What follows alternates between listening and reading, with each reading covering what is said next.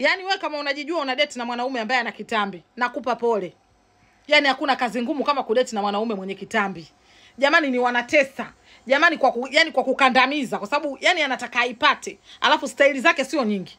Mwanaume mwenye kitambi asilimia kubwa staili yake yeye anapenda kukaliwa juu, na usipokuwa makini unaweza ukalikalia tumbo lake ukalipasua. Au anapenda staili ya kuinama. Kidogo ile ya kuinama ndo anaipata vizuri, kwa sababu kile kitambi kinakuwa kwenye kiuno chako, kinakuwa kama ndo kama kina mkinga. Kitambi kile kinakuja kwenye kiuno chako hapa, ukiinama kinakuja hapa kinakaa ndi.